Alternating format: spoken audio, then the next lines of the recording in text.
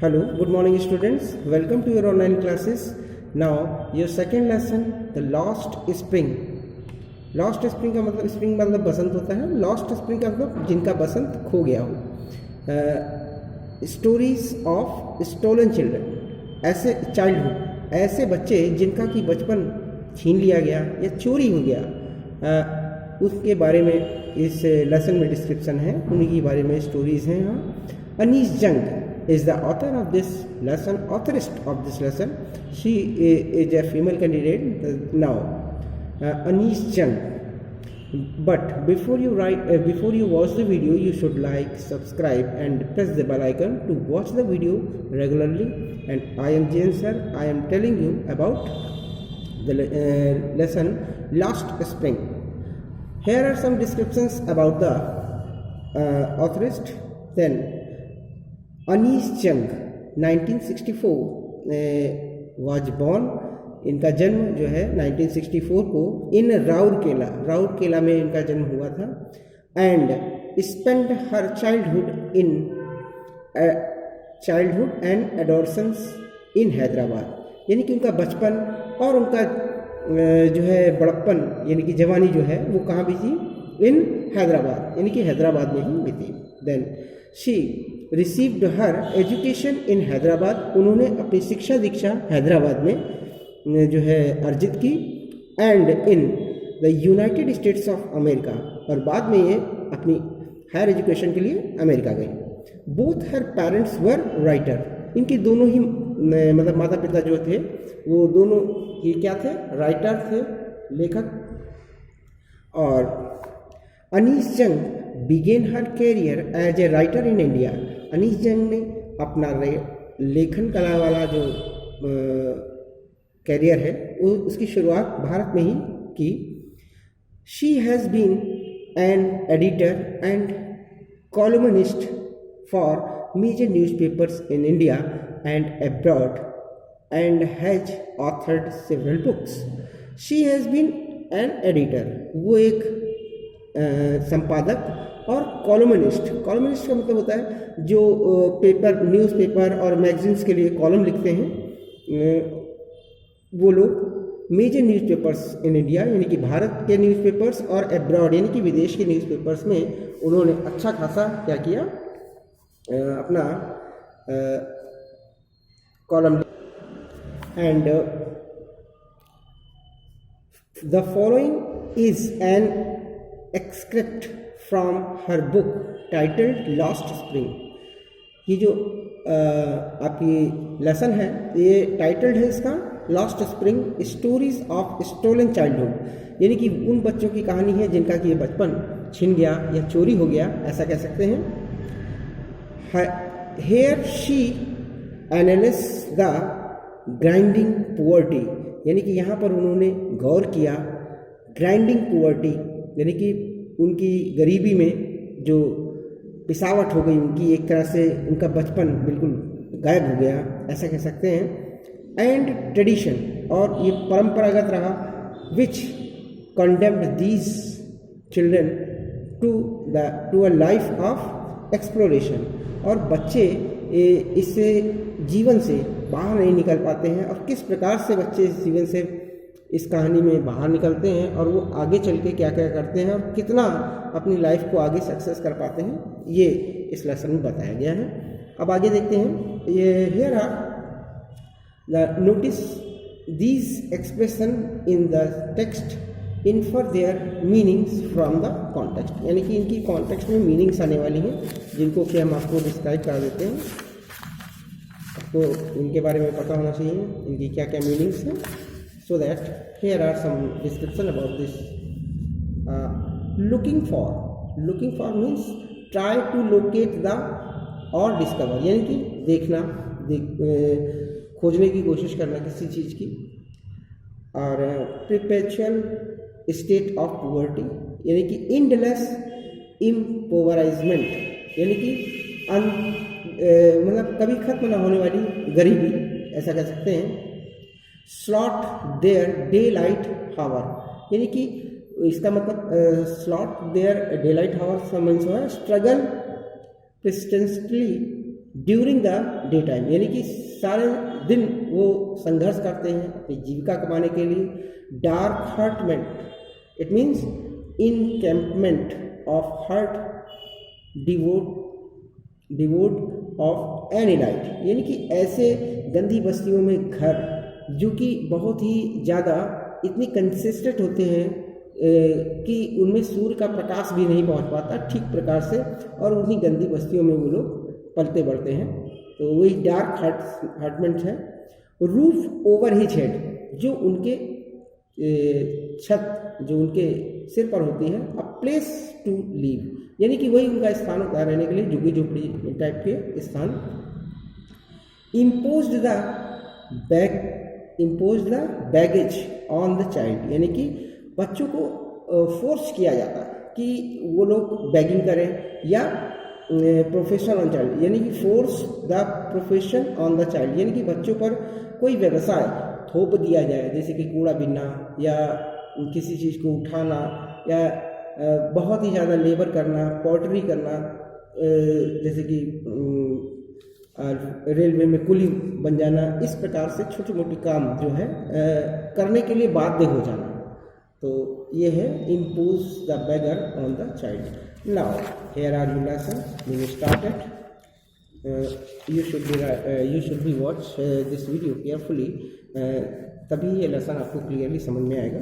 Then here are sometimes I find a rupee in the garbage, कभी कभी मैं पा लेता हूँ गार्बेज में, यानी कि कूड़े के ढेर में 1 रुपया मुझको मिल जाता है। ऐसा एक बच्चा जो है जो पुअर्टी में है, और इस तरह का यहाँ एक चित्र भी दिया गया है, देखिए आपको थोड़ा सा भाव लगेगा। ये कूड़े का ढेर, और यहाँ पर ये जो बच्चे हैं इनका रोज का काम यही है कि कूड़ा बिनना, उसको मार्केट में जाके सेल करना, और कभी कभी उनको 1 रुपया मिल जाता है तो वो बड़े खुश हो जाते हैं। तो वही चीज़ यहाँ पर बताई गई है। चलिए यहाँ से देखते हैं। Why do you do this, आप ऐसा क्यों करते हैं। आई आस्क साहिब वो जो लड़का है उसका नाम है। I ask Sahib, it means लेखिका ने साहिब से पूछा, यानी लड़के से पूछा। whom I encountered every morning scratching for gold in the garbage dump for my neighborhood, यानी कि मैंने उस बच्चे से पूछा जिसको कि मैं रोज सुबह देखती हूँ कि वो कूड़े के ढेर में सोने के जैसी चीज़ों को ढूंढा करता। Garbage dump of my neighbourhood, यानी कि अगर उसको 1 रुपये का सिक्का भी मिल गया है तो वो उसके लिए सोने के बराबर है। और इस तरह से मैंने उससे जब पूछा कि तुम ऐसा क्यों करते हो, तो Saheb left his home long ago, यानी कि साहिब लेफ्ट हिज होम, यानी कि साहिब ने अपना घर छोड़ दिया था कई वर्षों पहले। Set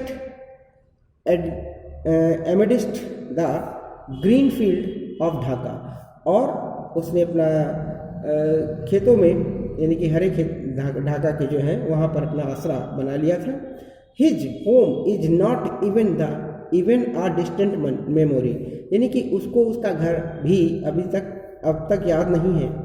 there was many storms, यानी कि कई तूफान आए, that swept away their field and home, जिससे कि उसका घर और उसके खेत क्या हो गए, नष्ट हो गए, बह गए बाढ़ में, या इस तरह से कह सकते हैं। हिज मदर टेल हिम, उसकी माता ने उसे बताया, उसकी माता उसको बताती हैं।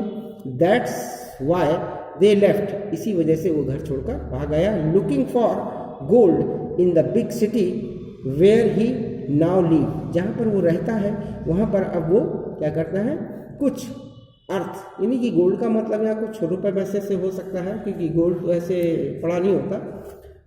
वो मतलब अपने अर्थ को कमाने के लिए, यानी कि अपने धन को कमाने के लिए ये बड़े बड़े शहरों में भटका करता है, और इसी तरह से कूड़ा बीनने वाला जो है ये प्रोफेशन उसने अडॉप्ट किया हुआ है। I have nothing else to do, मेरे पास के अलावा करने की कोई काम नहीं है, यानी कि मैं इसके अलावा कुछ नहीं कर जानता हूँ, कर सकता हूँ। ही मटर्ड, वह बुदबुदाया। लुकिंग अवे, यानी कि उसकी तरफ देख करके। गो टू स्कूल, स्कूल जाओ। आई से ग्लिबली ग्लिबली यानी कि मैंने उससे कहा कि स्कूल जाओ, रियलाइजिंग इमीडिएटली हाउ, तभी तुरंत ही मुझको एहसास हुआ, how hollow the advice must sound, कि इस एडवाइस का उस पर कितना असर हुआ होगा। ये चीज़ फिर बाद में मुझको रियलाइज़ हुई कि मैंने उसे क्या कह दिया।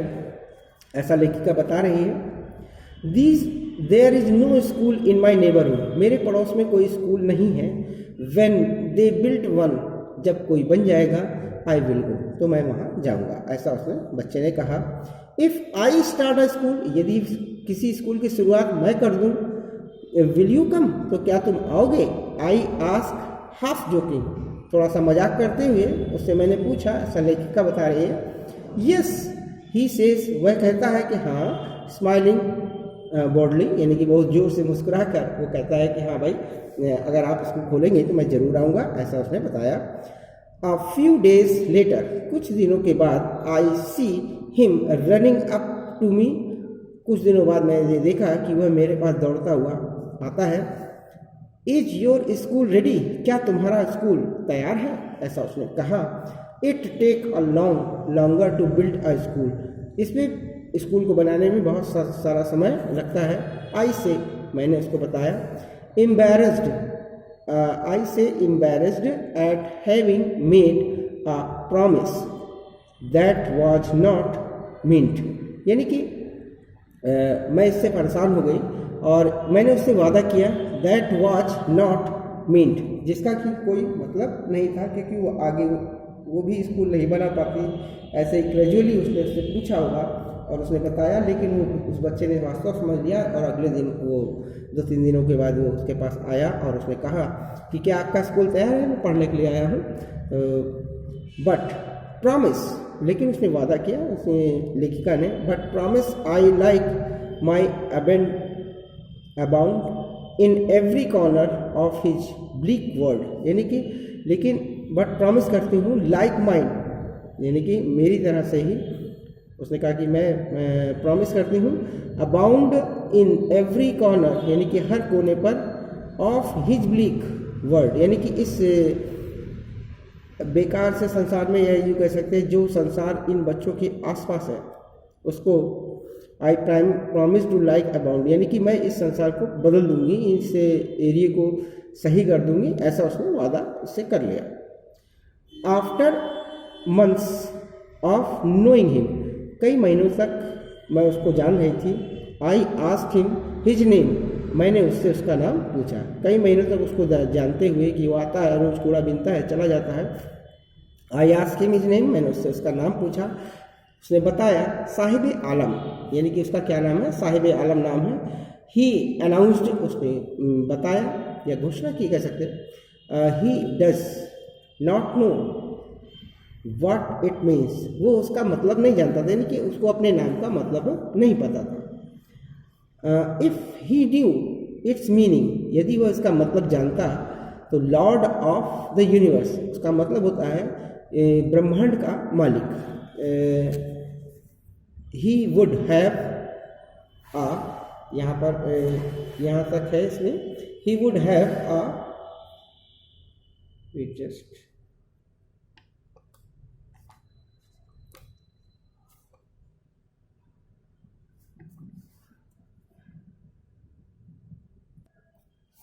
then he would have a hard time believing it, यानी कि यह उसके लिए मुश्किल होगा, ये उसके लिए मुश्किल समय होगा इसको याद करने के लिए। he would have a hard time to believing it, यानी कि ये उसके लिए मुश्किल होगा विश्वास करने के लिए समय। unaware of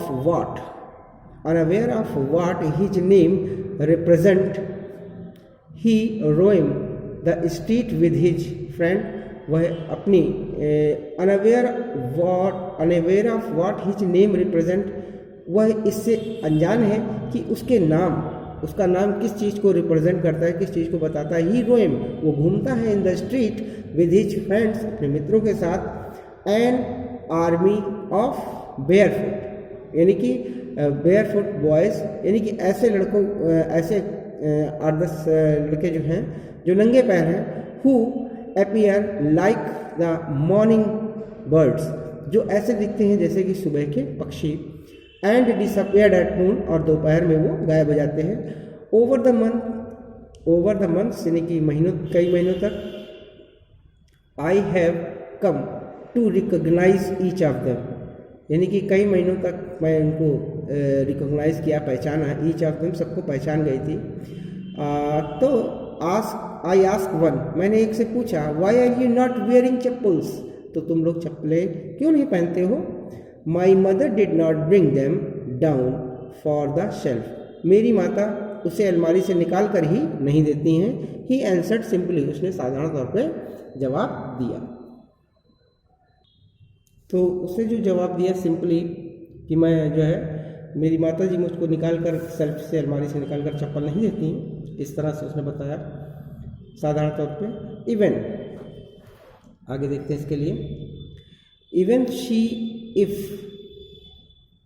if she did he will throw them off, यदि वो उसको ऐसा करते भी हैं तो he will throw them off, वो उसको फेंक देता है। एडेड अनदर, दूसरे ने बताया, अगर वो उसको दे भी देती हैं तो उसको फेंक देता है। एडेड अनदर, दूसरे ने कहा, हु इज वियरिंग शूज, जो कि जूते पहने हुए हैं, दैट डू नॉट मैच, जो कि मेल नहीं खाते, कहीं पड़े होंगे, उसने पा लिया होगा, वो पहने हुए। When I comment on it, जब मैंने उस पर कमेंट किया। ही शफल्स हिज फीट एंड से नथिंग, उसने अपने पैर देखे गंदे संदे जो थे और कुछ नहीं कहा। आई वॉन्ट शूज, उसने कहा कि मुझे जूते चाहिए।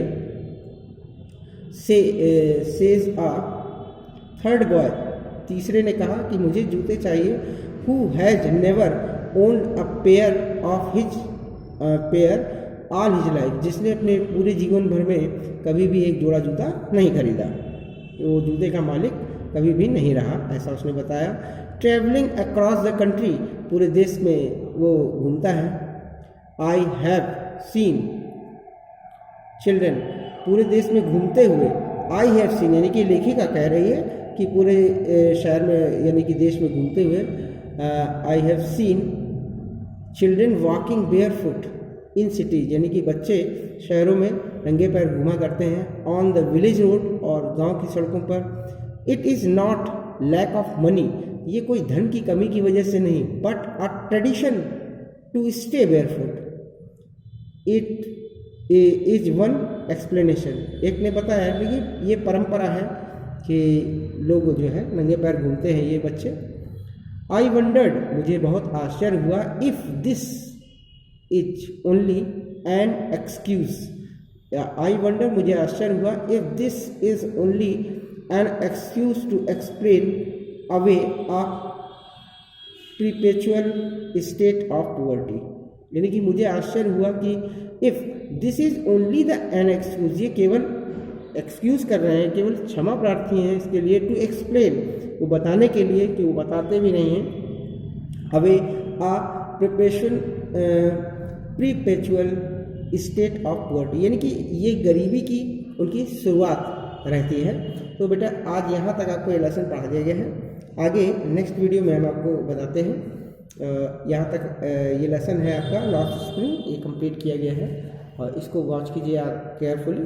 जब ये लेसन फिनिश हो जाएगा तब हम आपको इसकी मीनिंग्स एंड क्वेश्चन आंसर्स के विषय में नोट्स आपको देंगे। Okay, so have a nice day.